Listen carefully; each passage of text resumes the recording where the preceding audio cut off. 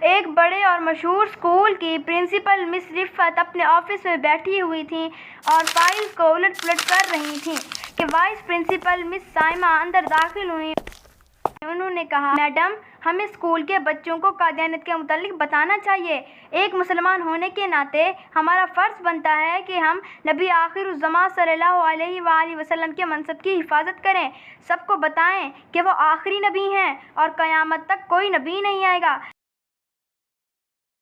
مس رفعت گہری سانس لے کر بولتی ہیں، آپ ایک ہی بات کے پیچھے کیوں پڑ جاتی ہیں؟ ہم مسلمان ہیں اور آپ صلی اللہ علیہ وسلم کو آخری نبی مانتے ہیں، اتنا کافی ہے۔ کسی مرزا قادیانی کے خود کو نبی کہنے سے وہ نبی نہیں بن جائے گا اور نہ ہی کسی کو کوئی فرق پڑ سکتا ہے۔ ان کا جواب سن کر مس سائمہ اداس چہرہ لے کر وہاں سے چلی گئیں۔ کچھ دن بعد اسکول میں نئے لوگ آئے۔ پرنسپل اسکول کا راؤنڈ لینے گئی ہوئی تھیں۔ وہ واپس آئیں تو مس سائمہ ان کی کرسی پر بیٹھ کر نئے آنے والے لوگوں سے بات چیت کر رہی تھیں۔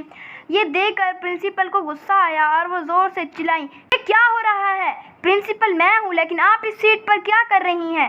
ان کی بات پر مہمان بہت حیران ہوئے اور مس سائمہ نے مسکراتے ہوئے جواب دیا، کوئی مجھے پرنسپل سمجھ لے تو میں کون سا سچ مچ پرنسپل بن جاؤں گی؟ مجھے پتہ ہے آپ پرنسپل ہیں، اس لیے آپ ہی رہیں گی، اتنا کافی۔ کسی کے کچھ بھی سمجھنے سے آپ کو کیا فرق پڑ سکتا ہے؟